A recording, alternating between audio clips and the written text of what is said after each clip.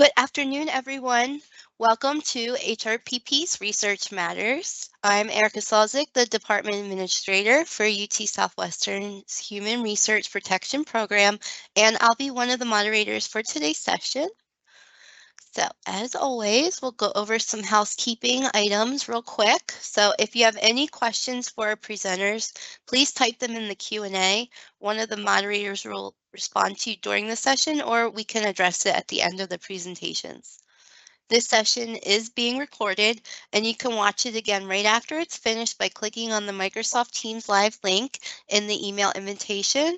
We'll also send you the slides via email, and you can find the links to future meetings, slides, handouts, and past recordings on HRPP's Research Matters website, which is under the Training and Resources webpage. We do provide a certificate of attendance for those who have logged in using a valid email address. If you do not receive one via email but should have, please send an email to hrpp@utsouthwestern.edu to request a certificate. And lastly, we want to hear from you. We use this information to plan for future topics you would like us to cover during these sessions. You may also let us know how our speakers did and how our office is doing. So if you could please take a few minutes to complete the survey to provide feedback, we would greatly appreciate it.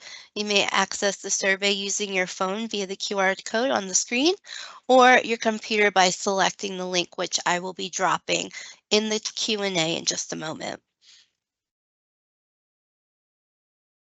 Here is our agenda for today. Today we have some updates and reminders from the IRB office, which will be presented by Maya Bird, our IRB director. And then Eric Solis, our IRB manager, will present on an always hot topic of noncompliance and UPERSOs. He will walk us through the steps to take when they occur. We will conclude with an open Q&A session. So I'm going to turn it over now to Maya. Thank you, Erica. Just have a couple of quick updates for the research community and one quick reminder. So one of the updates we have is regarding the research-related injury language and the cost section of our consent template. We have been working to revise this language to help make it more clear when certain language applies. Specifically to research-related injury statements, our current template it doesn't make it clear which scenarios and what type of language is necessary to include in that particular section. So we're updating the instructions and template language to make it a little bit easier for you to kind of know which paragraphs are appropriate to include in your informed consent document. Additionally, we'll have some minor updates to the cost section. We really should not be referring to receiving study drug free, using the words free of charge. So we've made a minor change to that section indicating that the study drug can be provided to you at no cost. Can you switch to the next? Oh, before I end on this slide, I hopefully will have the updates made to this consent template by the end of this week. I'm waiting for one more piece of information from SPA. We'll get that information updated and updated in our Spanish translated consent form, and then we'll release that on our website. I'll be sure to send out an email to the research community when that information or when the consent form templates have been updated. Thank you, Erica. You can switch slides. Just a couple of other updates.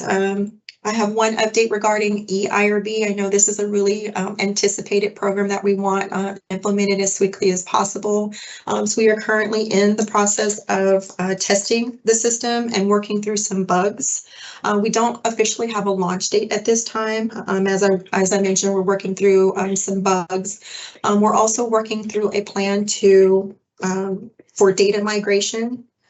And so again, those are the updates I have on that. Once we have more information, we can share that. Actually, we'll probably share more information in next month's Research Matters session. And just a quick reminder, I think we're starting to see some radiation oncology studies that are being sent through that don't list devices associated with any type of investigational use. So just as a quick reminder for radiation oncology studies, be sure that you're listing devices that are going to be used in the study. So that way we can make the appropriate determinations and that your coverage analysis is kind of in par with what has been IRB reviewed and approved. Those are all the updates and reminders that I have from the IRB. I'll turn things over to Eric. Awesome. Let me share my screen real quick.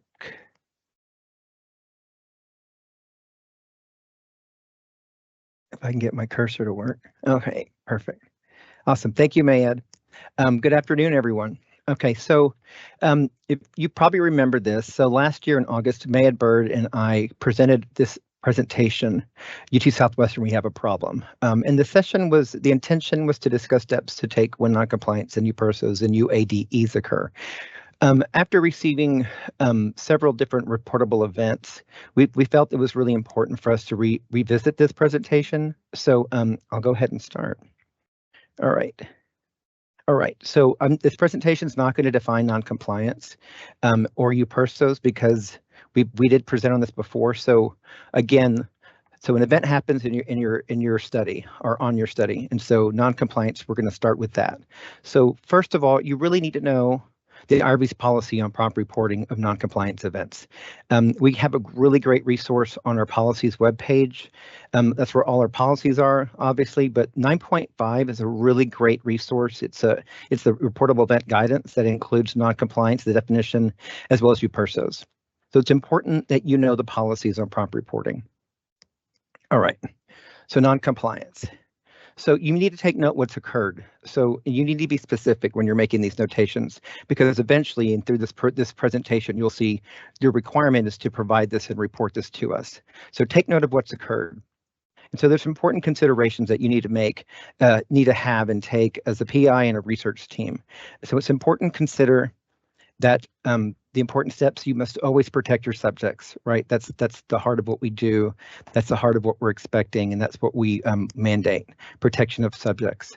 So when a non-compliance event happens, it's super important to identify the root cause of the event, because this is going to enable you to create a plan so that you can correct the issue in the non-compliance event, and then a part of your plan is to prevent it from happening again, because that's what we want. You identify non-compliance, you identify the root cause, you correct it, and then you prevent it from happening in the future. All right. So the trajectory correction maneuver, corrective actions and preventative actions. So this is part of your capital plan. So your non-compliance events happened. You've made a note of that. Now you need to move to your corrective and preventative action plan. So the corrective actions are exactly what it sounds like. This action aims to rectify the issue, the event that's taken place, and usually involves taking other steps to eliminate immediate hazards, again, for those protecting of subjects. And then part of the CAPA plan is the preventative actions. So what do you have outlined that you're going to provide to the IRB and your study team to ensure that an event doesn't continue to happen? So we want to make sure you're preventing the reoccurrence of the issue. So corrective actions could include a lot of different things. So you want to record the planned corrective actions, including who will complete them and when they will be completed. As the corrective actions are completed, evidence of their completion should be maintained within the CAPA plan. So that can include caring for injuries or conditions of your participants. It would most definitely also include notification verbally to subjects to inform them immediately as part of your corrective action.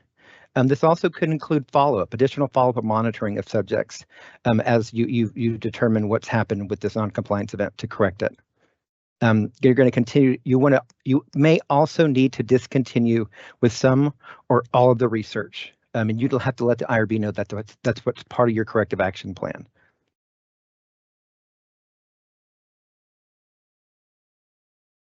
In addition, you want to notify all appropriate parties, the IRB, the sponsor, perhaps, if it's an industry sponsored. If it's not, if you have requirements to the funding source, NIH, if it's federally funded, you might want to even notify the privacy office because it might be a privacy issue, a HIPAA privacy breach.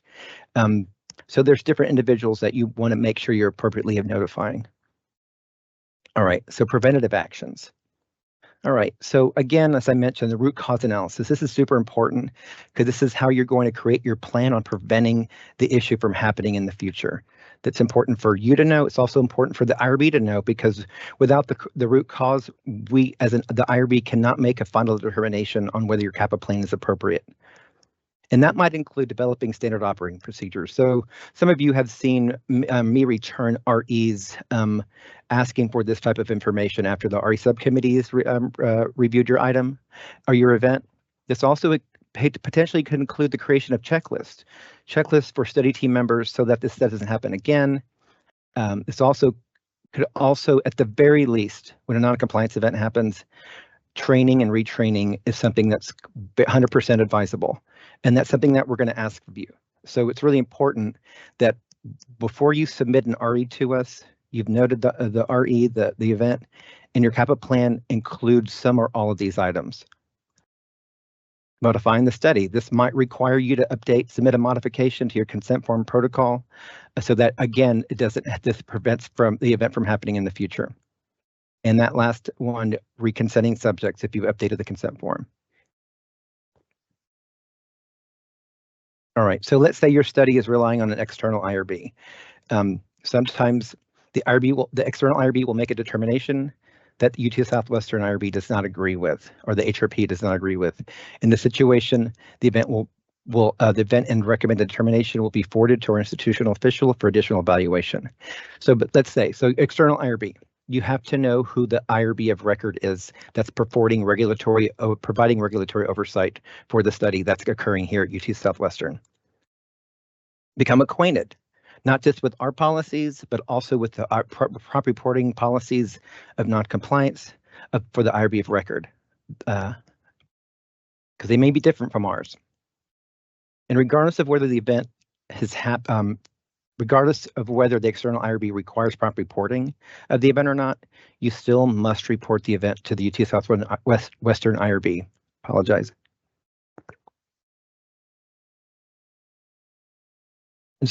And if you determine, based on the policies of the external IRB, if they're not required to be reported, you must indicate why in the RE within the RE Smart form. Again, several REs that I'm reviewing that are where the study is relying on an external IRB, you're seeing that I'm returning them to you because I don't have all the information necessary to help complete and acknowledge that reportable event that's occurred when you've because I'm not seeing the external IRB's determination, and it's important to let us know if something is not reportable, and you do that within the RE submission. And lastly, if reporting the external IRB is required, report the event to the reviewing IRB before reporting to the UT Southwestern IRB. In addition, I think I mentioned this already just now, UT Southwestern must be notified of the outcome of the external IRB's determination. This is required to close out the event locally. Okay, let's move to what the SMART form looks like in terms of reporting the event. All right, so here we go. So section 1, item 1, of course, it's non-compliance. Section 2, select the special vulnerable populations involved. So if the study involves any of the following vulnerable populations, you want to select that. If it's not applicable, you select not applicable. Excuse me. You want to indicate when the date of event has occurred. That's important. It's also important to note when the PI became aware of the event. The IRB uses this information to determine whether your reporting of this event meets our prompt reporting criteria and requirements. Section 5.0. So if you must provide the reason for why there's a delay in not meeting our prompt reporting requirements. Again, this is helpful to determine if the additional corrective actions required based on not promptly reporting the event to us. Okay, you also want to tell us where it happened. At UT Southwestern, was it Parkland, was it Children's, etc. This helps our office to note when we have to report these out to our internal partners as well as external entities. But for this section, we need to know exactly where the event happened. All right. Item 8.0, how many subjects were enrolled at your site? Should this event be required to be reported to federal agencies such as the FDA? This information is also important. So that's included in our reporting email that we send out. what was the status of the study? So are you still enrolling? Are you complete with enrollment? This helps the IRB determine whether the CAPA plan is appropriate and whether subject should be informed of the event. So if you have no one enrolled and an event happened, it's possible that we don't require you to let them know, but that's dependent on what the non-compliance event is and what the status of your study is. And in section 10, this is very important. We expect that you're going to provide a high-level summary of the event, but with very succinct details. You can include dates if they're important. You don't want to insert people's names, and we also prefer that you don't use pronouns like we, he, she, they, because we don't need to know that. We need to know a very detailed summary, and you can input this sign role. The PI, the study team member, failed to obtain informed consent as such. All right, so section 11, item 11, this is the root cause.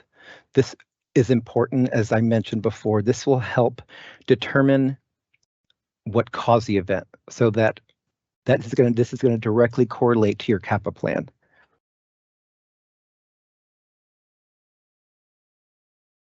All right, number 12, yes or no? Did the event actually affect the right, safety, or welfare? So this also helps the IRB to identify what harms actually occurred, if any. And if they did, you want to indicate, so section item 12.2 is an open field that opens up based on the response of no. If you said yes, you're also going to have to explain how the event impacted the rights or harms for the individual, or the safety and welfare. Section 13, number 13, I'm so sorry, I keep saying section, item section, I think you know what I'm saying. So this is also important because non-compliance can also, if you don't have any impact on a subject's right, safety, or welfare, it's possible that the event has impacted the data integrity or the science of the study. So that's important for us to know as well. And individuals who've been, if the sponsors have been notified, that's also important. Let's move on. Who else has been notified? So these are open fields. It's different boxes you want to select. Again, I mentioned before, has Privacy Office been notified? Has the FDA been notified if this is a PI-sponsored study? Has no one been notified? As such, this helps the IRB understand who has been notified of the event. And also, failure to notify certain parties could mean that the IRB may be required to send notifications to those offices. And then 16. So these are just, different categories that you select, and then you want to provide the details for your CAPA plan. Again, looking at your root cause analysis will help you build your CAPA plan. I also have sent back REs when there is no CAPA plan because we can't make a final determination on an event when there is no well-outlined CAPA plan.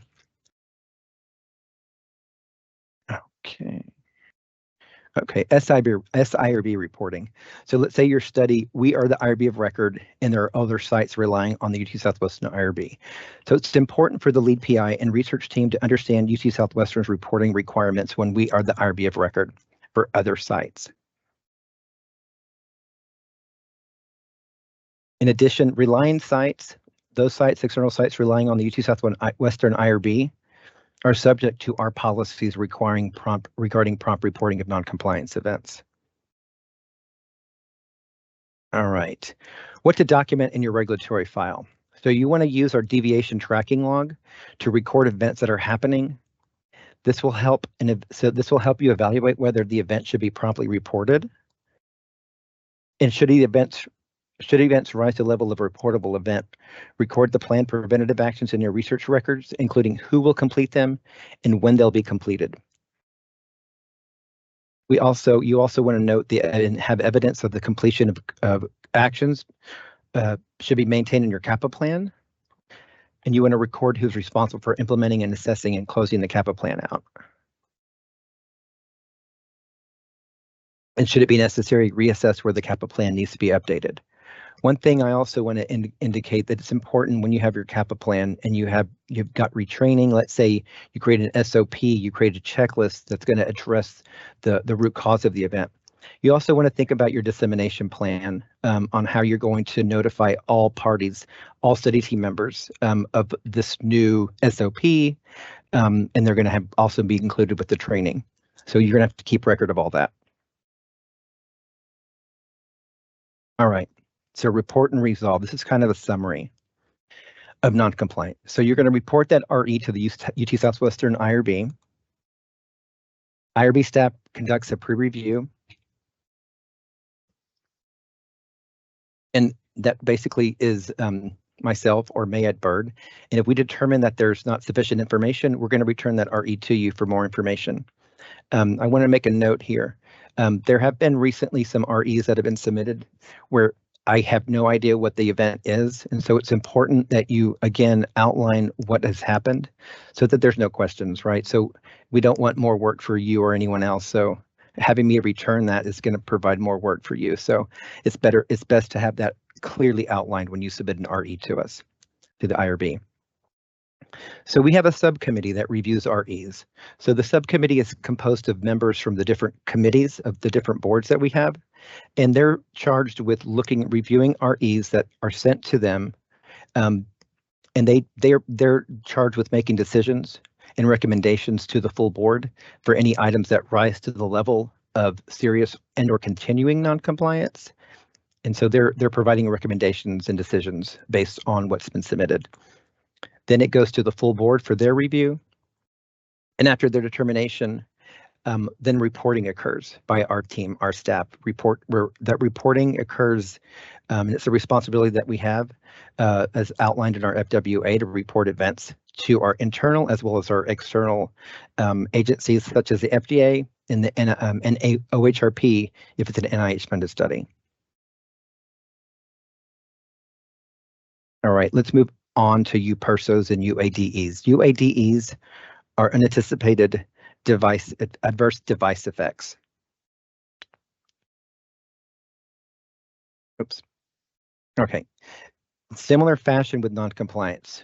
You must know the UT Southwestern's IRB policy on prompt reporting of anticipated events.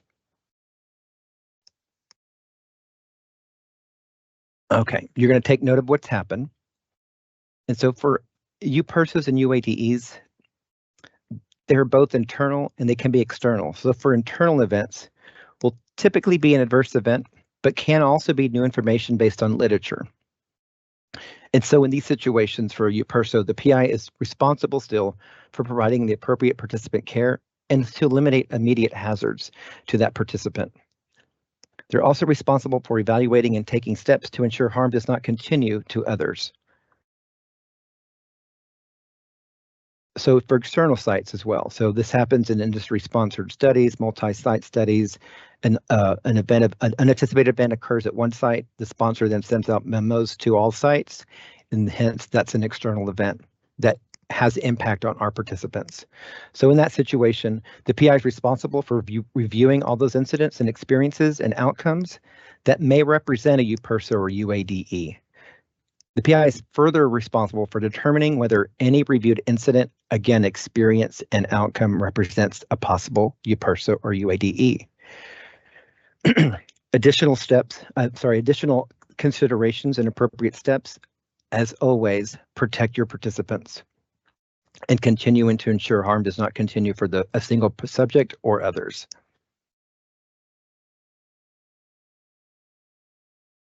All right. Just like in noncompliance, UPERSOs, there are corrective actions as well and preventative actions. So corrective actions, you're going to eliminate immediate hazards. You're going to care for injuries and conditions of your participants. You might need to verbally notify subjects. So let's say an event has occurred. It's an external site, external event of a new risks. The expectation is you're going to notify those subjects. You're going to call them and say, hey, there's a new identified risk. When you come in for your next scheduled visit, we're going to ask you to reconsent. We're going to provide you with this new information so that you can determine if you want to continue on this study.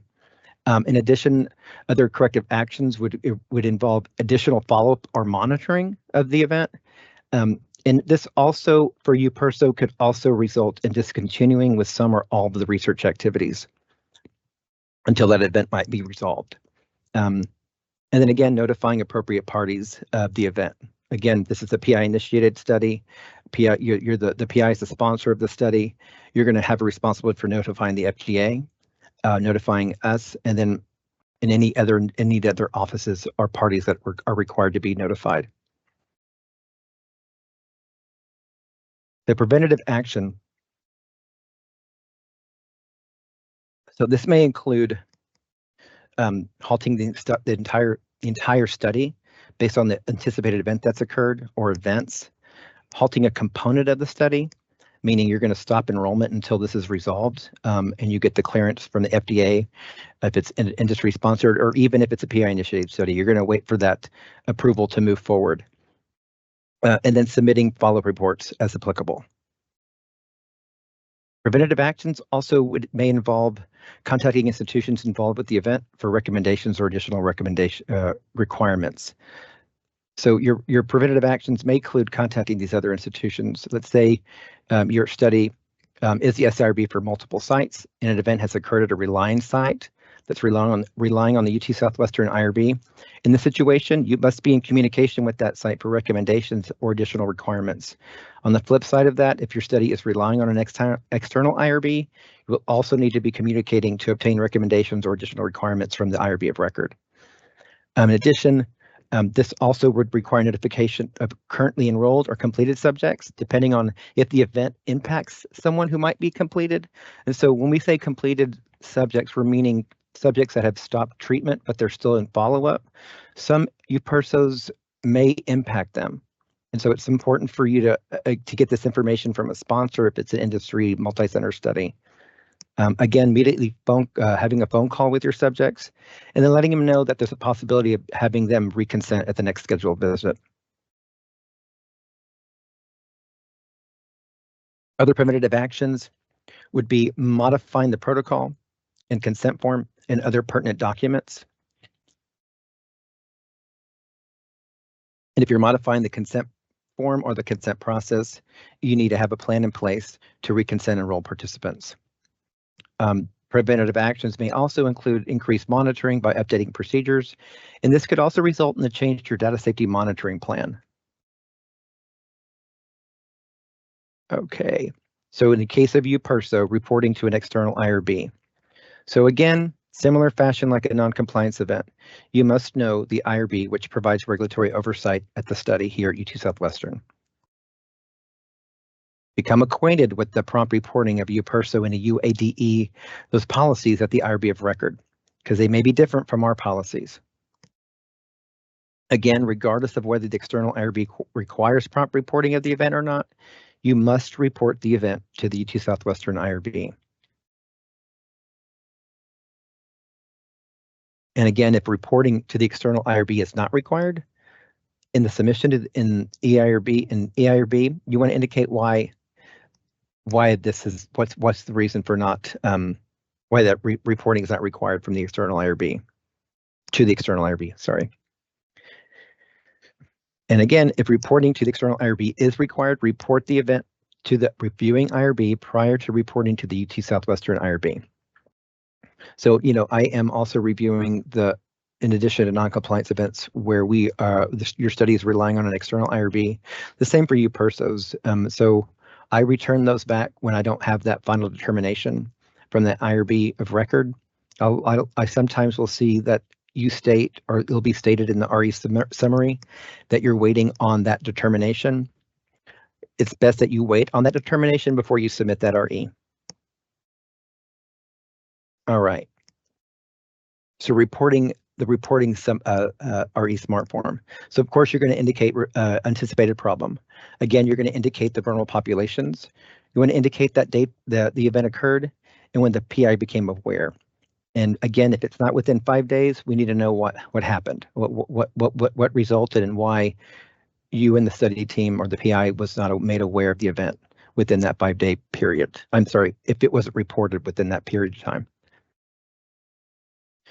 All right, we also need to know where this event happened. If this, you want to select other, if the event occurred at a non-UT Southwestern or affiliate site. This assists the IRB in meeting Are reporting requirements consistent with any established MOU or IAA with our affiliates, or when we serve as the IRB of record? For SIRB studies, you need to list the site where the event occurred. This is important because it connects and correlates to our reporting requirements. So for when we're the SIRB of record and the event has happened at another site that's relying on the IRB, UT Southwestern IRB, we need to know the name of that site so that we can in turn report the event back out to them. Let's see.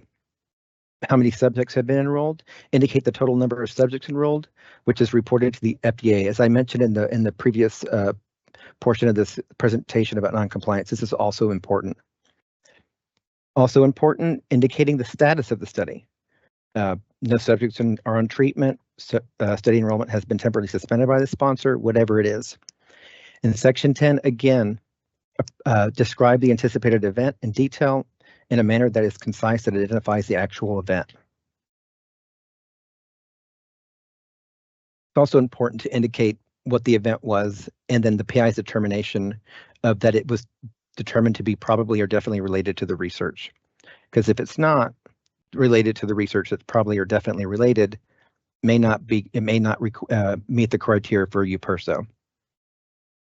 In item 11, it looks like my screen's kind of cut off there. How the event occurred. This is a root cause again. As you see, the SMART form is outlined just like the non-compliance SMART form.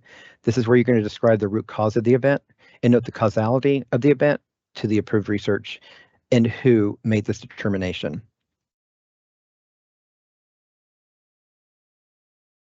Sorry, I lost my cursor. Okay, moving down to section 12. Did the event actually affect the right, safety, or welfare? If it's UPERSO, most likely it did. Explain how the UPERSO or UADE impacted the welfare and safety of the subject or subjects by describing how the event increased risk and or harm to subjects. Again, section 13, it is important for the IRB to know whether the UPERSO or UADE impacted the data or the science of the study. You want to also let us know the sponsor's determinations and actions, what plan the sponsor has notified all sites or your site or our site, so it's assisting with the indication of the CAP plan. Section 15, just like a non-compliance event, we need to know who else has been notified. Knowing who was notified assists the IRB in ensuring the appropriate entities have been made aware in the response to item 15.1. Assist in knowing what actions have been or will be made. I apologize for the screen being cut off like this. All right. In section 16 is the CAPA plan. Again, this section is used to describe in detail what has been done as part of the CAPA. And you'll need to be specific by indicating that the entire study or enrollment is stopped, it's been halted, or noting the documents that will be updated as a result, and or noting that subjects were notified via phone and informed, and that they will be reconsented if they decide to continue on the study.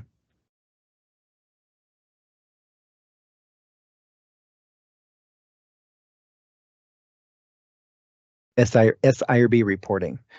All right, so the same as the non-compliance event, UPERSOs, UADEs, you need to know which sites that are relying on the UT Southwestern IRB. You must also ensure that you have detailed information on the event that occurred at the external sites to provide the level of detail required in the RE SMART form submission. This is important. You need to be in really good communication with the lead site or the lead PI at the external site and or their study team so that you can be provided with the information that is detailed enough so that we can understand, or the IRB can understand what happened at this external site. Excuse me. You also must ensure that your external sites are aware of their responsibility to notify the lead site PI, RPI, and the research team of events that require prompt reporting according to the UT Southwestern HRPP reporting policy.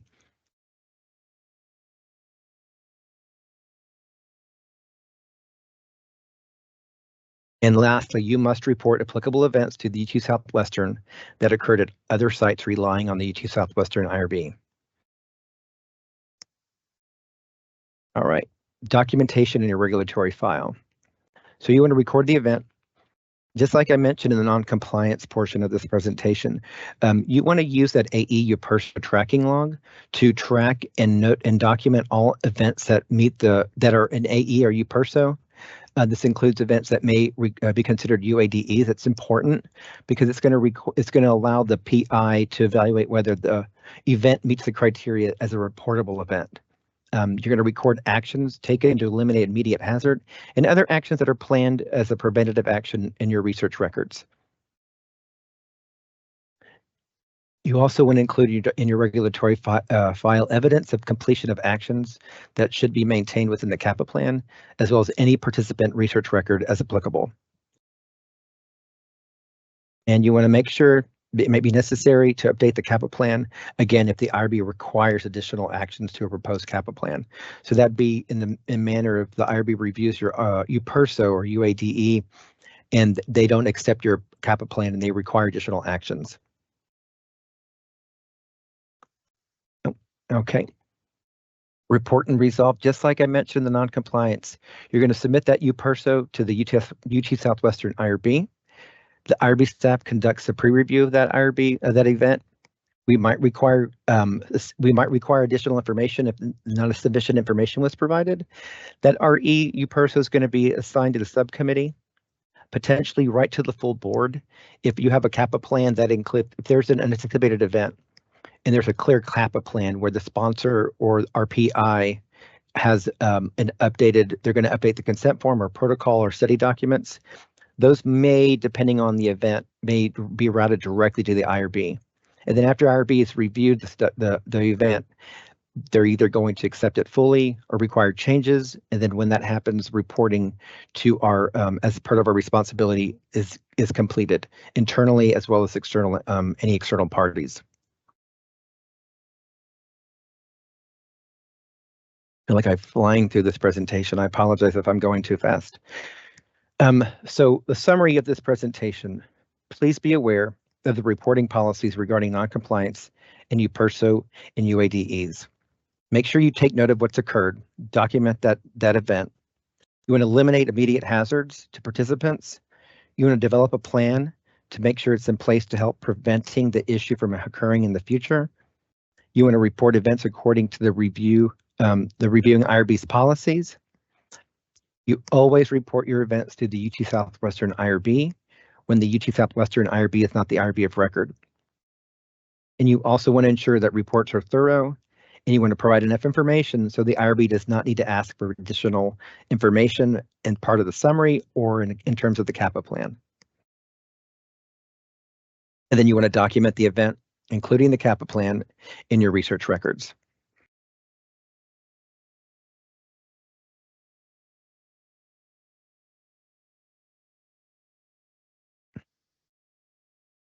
Okay. Thank you. Okay, thank you, Eric. Okay, everyone. So yeah, this looks like it does conclude the presentation. So now we're going to move into our open Q&A session. At this time, I invite you to submit any questions or comments that you may have at this time. And so I'm going to just take a pause for a few seconds to allow you some time to type up any questions. Hey, Erica, would it be okay if I answer the one that's in the chat live? Certainly. Okay. Certainly. Okay. Yeah.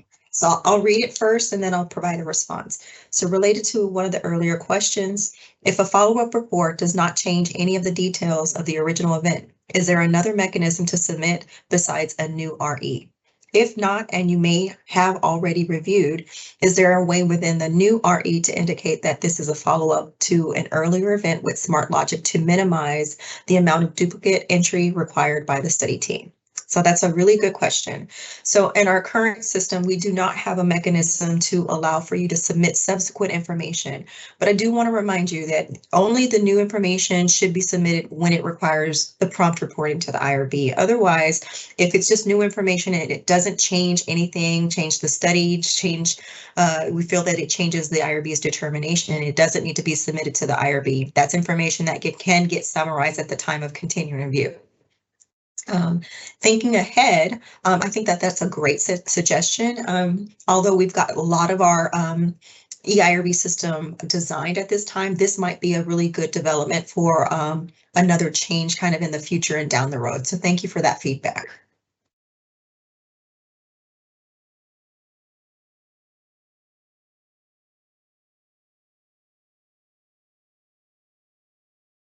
I'm just going to wait a few more moments to see if there's any more questions that come in.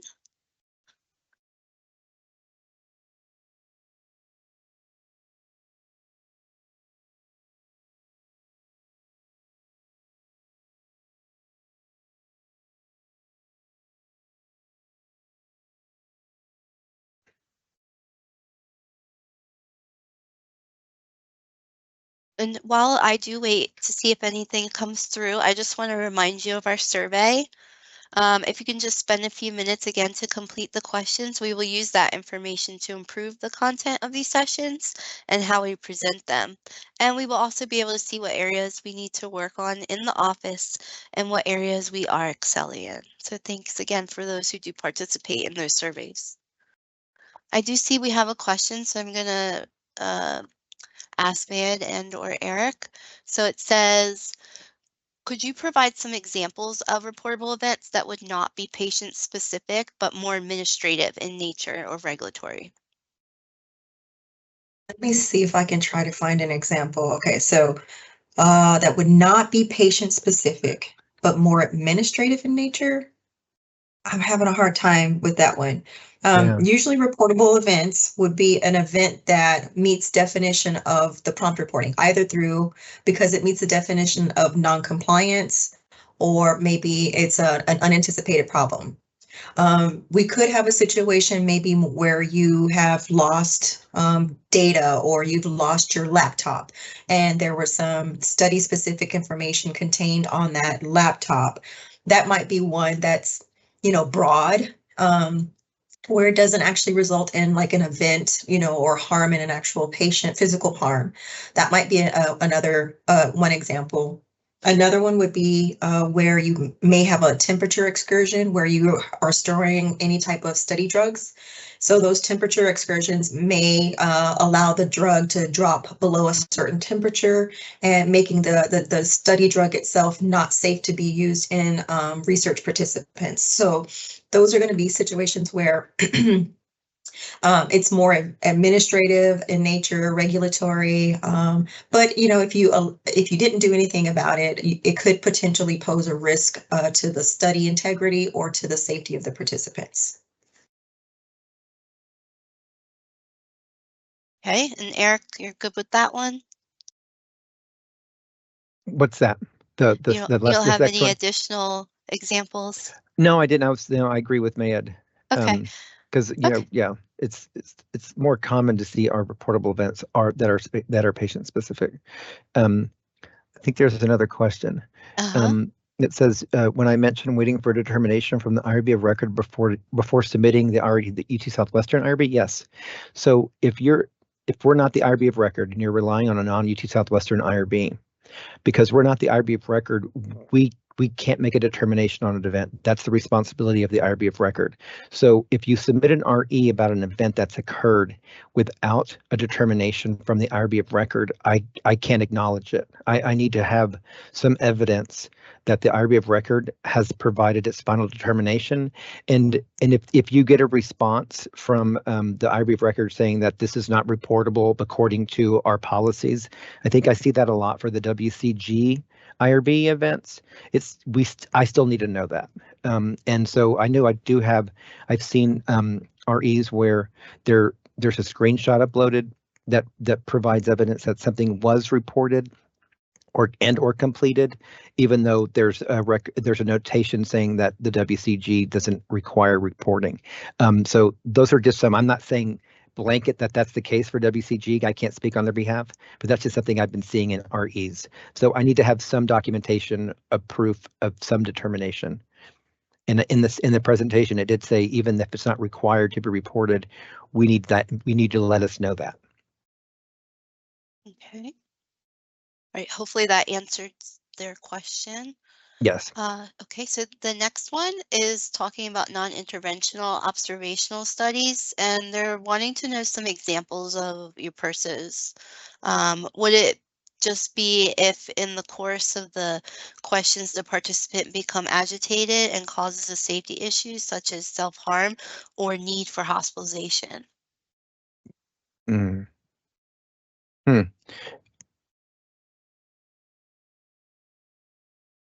Hey, Eric and Erica, Yeah. I'm going to just go back to the previous question just really quick. Yeah. So even in a situation where we are not the reviewing IRB, the IRB of record, for example, if WERB is the IRB, if the event affects a local patient, we need to know about that event like promptly based on our timelines. We need to know about that event locally, quickly, so that way we know what's happening. We understand if there are things, corrective actions being put into place locally. So we don't want to wait on those items. Okay, we don't want to Thank wait you for for that. WERB's determination Yeah. on those items. We want to get those in fast. Thank you Just for that, because there's Mayed. kind of a chain of communication that has to happen with us internally. Regarding this next question, so it says non-intervention observational example of EUPERSAs for non-interventional observational studies when they become agitated and cause safety issues such as harming themselves or need for hospitalization. So I think it's really important to make the determination of whether this is related to the participation in the research. I think that's going to be key. Is this, has this participant become agitated because maybe there is an underlying condition? Again, so I think it's really important to make that determination initially, using that EUPERSA criteria, unanticipated, related to the study, and suggests that subjects or others are at an increased risk of harm. So once you've made that determination, and it is, you make a determination that it is a result of the participation in the study, then that becomes a EUPERSA that you promptly report to the IRB. Okay. Whereas if this is not related to the research study itself, then it gets documented on your adverse event tracking log, and then you start answering those questions related to whether it's reportable. Then you say, no, it's not, because it's not related to the research.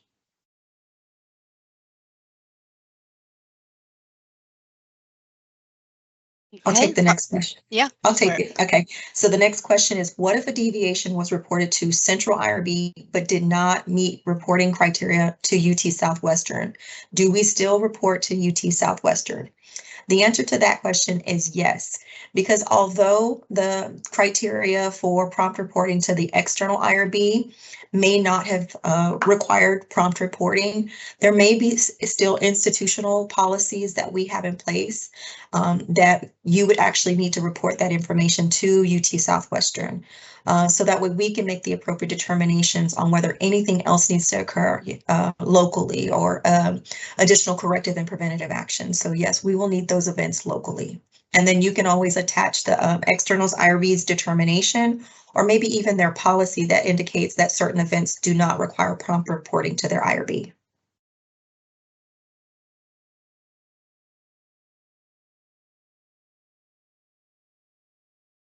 Maya, do you want to address the question about the 5-day window? The 5-day window? Oh, sure. Yeah. Okay, I'm just going to read the comment. It says, okay, to make sure we're clear, the external IRB of record does not require reporting, but we have to wait for the determination before submitting to UT Southwestern IRB.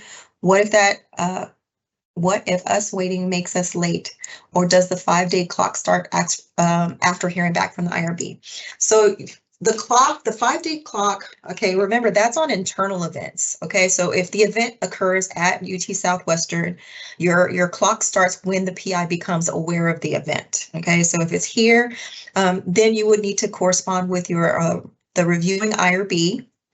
And obviously, if they are making taking a look at the item and reviewing the item and making a determination, we're going to want you to submit that to us. But you still can report the event to us, and it'll be pending in our office waiting for that external IRB's determination, so that you always meet the 5-day reporting requirement. If this event is not internal, remember, you've got a little bit more time to report this over to the IRB. And obviously you're working with the external IRB, getting a determination, or maybe you've reviewed their policy and they have determined that certain events don't meet prompt reporting criteria. Again, that's something that you can upload. And then the ultimate thing I always like to leave folks with is, if you ever have any questions about whether something needs to be submitted to us when we're not the reviewing IRB, when we are the reviewing IRB, you can always contact our office. I know whenever I get IMs or emails that are related to reportable events, I do try to get to those immediately. And I know Eric's the same way. The HRPP, they're really good about forwarding those questions over to designated reviewers, so that way we make sure we get those questions answered. Oh, and just one last piece of information. When you are corresponding with us via phone, via email, and you're trying to get confirmation whether an event is reportable to us, to an external IRB, etc., that actually that counts as the initial notification to the IRB. So we would probably say that you're compliant in reporting. Obviously, as long as there's no extenuating or long delays in the time that you reported it to us, either verbally or via email, and then the time that we actually get the report in. That's got to be reasonable. All right. Are there any other questions? I don't see any more that have come through, but you guys always come up with some questions down the road. So I just want to let you guys know you're always welcome to reach out to us via email at hrpp@utsouthwestern.edu. Or we also have open office hours every Tuesday and Thursday from 11 a.m. or 10 a.m. to 11 a.m. So our team will be there to help answer any of those questions that you might have. And I'm just going to go ahead and wrap up. So I just want to thank our presenters, Mayed and Eric. Thank you all for attending today's session. And we will be hosting a session in August. So August 20th is the next time we'll be seeing you. Have a great rest of your week.